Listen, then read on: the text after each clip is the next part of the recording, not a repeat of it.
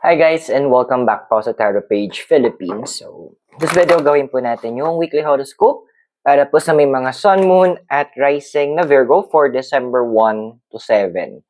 So, kung bago po kayo, subscribe, like, and share. Kung hindi mo alam yung Sun, Moon at Rising sign mo, importante kasi siya, sa dulo po ng video, may link tayo para rito para mapanood mo. Readings are for guidance purposes, so use your free will wisely. At kung gusto niyo pong suportahan na lumago po ang ating channel, you can do a one-time support using the thanks button sa baba o yung monthly support using the join button. Okay, Virgo, kamusta ka ba?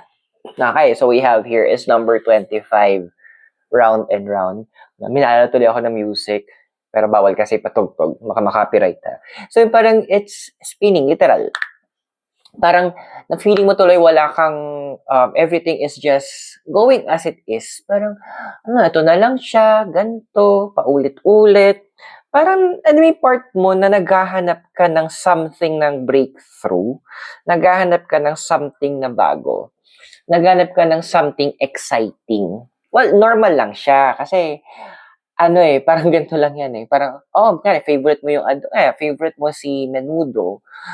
Masarap siya kainin the next few days, pero kung yun yung kakainin mo for the next 3 months, as is yun lang, na may umay factor, diba? So, andoon na, you are, deep inside, you want to break through, andoon na naghahanap ka ng way para, sabihin na lang natin na, makawala ka doon sa cycle.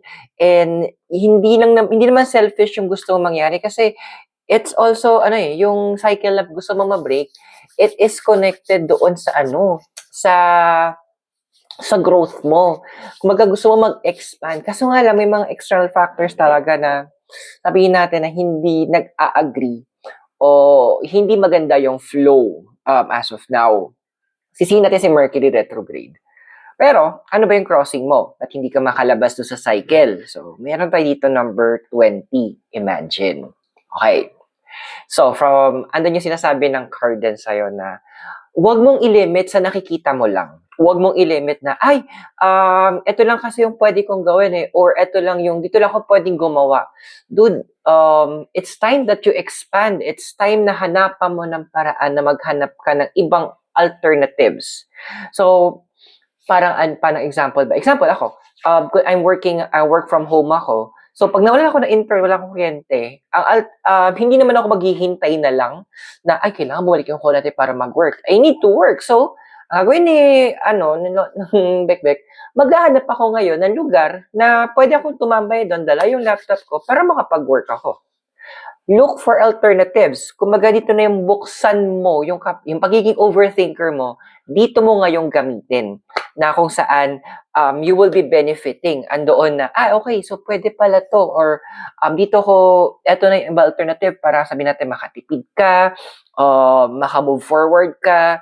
Hindi yung naghihintay tayo ng mga bagong ipapadala universe. Yes, the universe will provide, pero andito rin kasi na sinasabi ng card, meron kang free will. So, gamitin mo siya. Ayaan mo na maging yung gift mo of overthinking, doon mo ilagay para mag-benefit ka. Diba? So, ano ba yung desire card mo? Okay. So, 52, mending. Okay. So, this card is actually saying, alam mo, meron kang mga, may mga hinihintay kang promises na binitawan sa'yo, na sana to pa rin nila kasi ito na nga isa sa mga breaks na kailangan mo. Ito na yung isa sa mga isa sa mga hinahanap mo para maka-unwind ka, makahinga ka. Parang kumbaga, maiba naman yung environment mo. Kasi, naman, wala namang kung introvert ka, pwede ka magstay sa bahay, pero may point na mabuburo ka din eh. May time na maiirita ka na parang, sa bahay lang ako palagi. Magkakaroon talaga ng time and andoon ka na papunta sa moment na yon. So, the cards are saying, yun nga, isa sa mga gusto mo, siguro, maybe a quick trip, or andoon na lumabas, quickly kasama yung kaibigan, just to enjoy, para lang maiba yung environment mo. And, yun lang. So, wait lang tayo sa mga promises nila kasi andoon yung point na what I'm seeing here, may mga struggles din itong mga taong to na nagbigay ng mga promises. So, kumbaga, let's give them time to fulfill yung mga pangako na binigay nila sa'yo. And yeah, matutupad naman nila yun. Kasi ginawa na, yung mga to is, yung mga nagbigay sa ng promise before, they already proven it. Kumbaga, they made a promise before, nagawa nila. So, medyo nade-delay lang because of some personal concerns din naman. So, wait lang ha. Wait mo lang siya. So, yung foundation, meron tayong number 49, observer. Okay. So, this card is showing din kasi na there are moments na ano the heart of the observer, andoon na, yes, literal, observe. Andoon na kinokall ka ng universe to also check, to also learn from people. Kasi di ba naghahanap ka nga ng breakthrough, naghahanap ka ng makalabas ka dyan sa cycle mo. To do that, learn from others. Umaga, parang, sabi, example ko sa sarili ko, andoon na, nanonood din ako ng ibang mga tarot readers para matuto ako, paano ba paano na dineliver yung ganitong message, paano nila ginawa ito, or ano yung reading nila sa ganitong klaseng aspect. Umaga, andun yung point na, ako din, I need to learn, kasi naniniwala ako na ang karunungan, hindi tayo titigil na matuto. Kailangan dire-diretso yan. Kailangan, andun yung punto, natitigil lang yan na wala tayong matututunan na kapag siguro wala na tayo dito, di ba? So, yun yung gustong iparating sa'yo ng foundation mo. Habang sa past mo naman, so number 13, fork in the road. Alam mo, may mga iba sa inyo kino-question, tama pa ba itong mga ginagawa ko? Kasi parang wala na akong nakuhang support, wala akong nakikitang magandang nangyayari, wala akong nakikita na pwedeng kalabasan na okay. Umabot ka dyan kung nasan ka ngayon. Ang dami mong nalagpasan in the past, ang dami mong na-fulfill, ang dami mong nagawa. Hindi ba proof na yon para sa'yo na you are on the right track? Kumaga yung mga nakukuha mo ngayon na say na parang delays, temporary lang yan. Setback lang yan. Pero you may have taken, kumbaga napansin mo, nag-take ako ng one step backward. Pero alahanin mo, in the past, may mga step backwards ka, pero ang dami mong step forward. O sabihin natin, nagkaroon ka ng one step backward, pero in the past, nagkakaroon ka ng mga, after no, may 3 step forward ka. So yun yung gustong ipala sa'yo ng universe. Each setback, each movement pabalik, opportunity yan para matuto ka. Parang ano ba yung nagawa ko para magkaroon ako ng step back? Mula doon, move forward. Mula doon, intindihin mo, okay, nagkamali ako sa ganito, nagtiwala ako kay ganyan, naniwala ako kay ganito, nakinig ako sa ganito. So alam mo na. Use it for your benefit. Now, remember yung promises? So we have here sa future na ikaw, number 40. So, co-create. So, yeah, wait mo lang daw, sabi ng universe. Kasi, ando na ibibigay naman yun, yung mga needs mo para maka-break out ka. Actually, may makikita pa ako dito sa inyo na you might even have a quick travel very soon. Kumaga, tamang pahinga, tamang gala. Yung mga tipong short trips, maybe quick out of town, or lalabas ka with your friends, or whatnot. Andun na, this is a moment na kung saan you will be given an opportunity and people will start fulfilling those promises. Nakakaloka lang dito. Baka ikaw yung mawindang na, bakit sabay-sabay kayo? Alam mo yung ganun. So, ikaw na parang, how can I thank them all enough? So, kung naka-resonate ka sa readings natin, do subscribe, like, and share para yung mga future videos mapanood mo din. For now, tuloy natin reading mo. Your physical environment. So, we have here S number 18, serendipity. Well, my dear, again, take this as a sign sa mga nagtatanong, tama pa ba itong ginagawa ko? Am I on the right track? Yes, you are. So, sinasabi ng serendipity.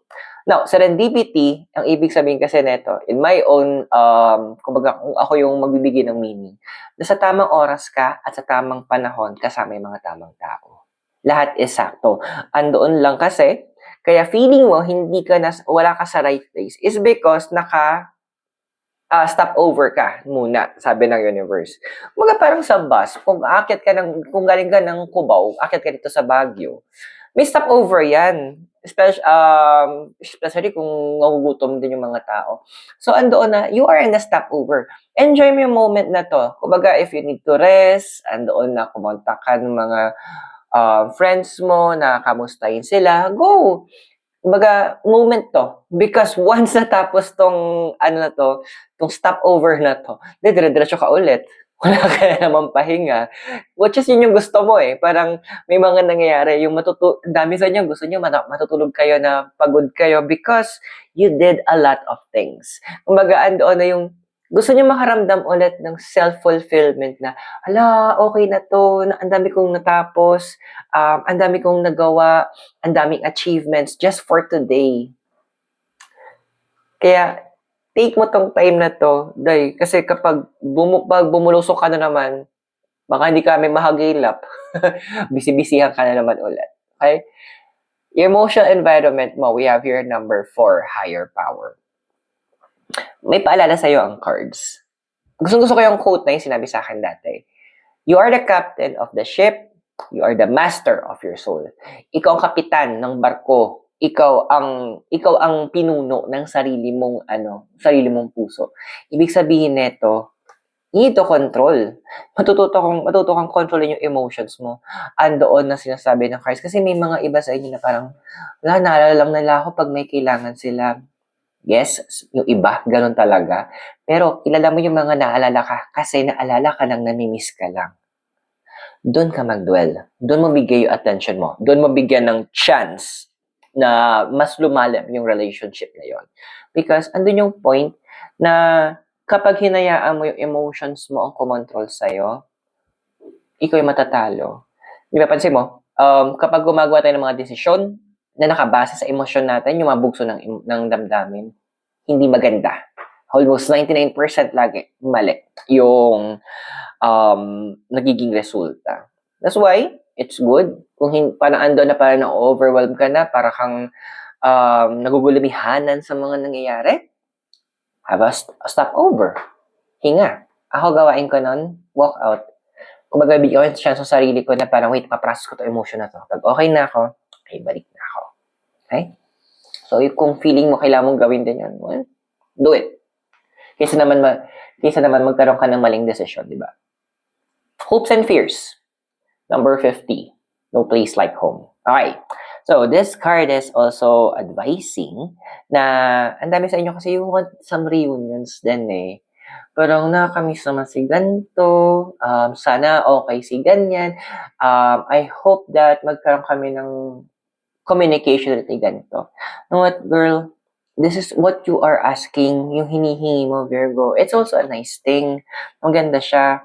Kasi gusto mo ma-build yung, kumbaga, makabawi doon sa lost time na walan kayo ng communication or whatnot. Then, this is it. Ang sabi ng card, wait lang ha, bibigyan natin yan. Of course, siguro papasok kayo ng mga holidays, so ang dami natin mga nakikita ng reunion, kamustahan. So, kalma ka lang. It will happen very soon. Now, in the near future, medyo tatagal pa daw yung stopover mo, number 24, time for a nap. Kasi kailangan mo magpahinga talaga. Kasi what I'm seeing here, pagpasok ng 2026, sa time for you to really dig in, andoon na, kumbaga sa magsasaka for the harvest ka at nag-harvest, syempre hindi lang naman yan i-harvest, andyan na kailangan mababayo yung bigas, papatuyuin, ang daming proseso, yun yung magiging busy ka. By 2026 talaga, sabihin na lang natin na andoon na wala ka magiging masyadong pahinga. So as early as now, mag-impok ka ng pahinga kasi you will have a very busy 2026. So I hope nakatulong yung readings. Those are for guidance purposes. Use your free will wisely. And kung bago kayo, subscribe, like, and share. So maraming salamat. God bless. Namaste, Hare Krishna, and blessed be. And hope to see you soon. Mula pa sa Baguio. Have a great day. Bye for now.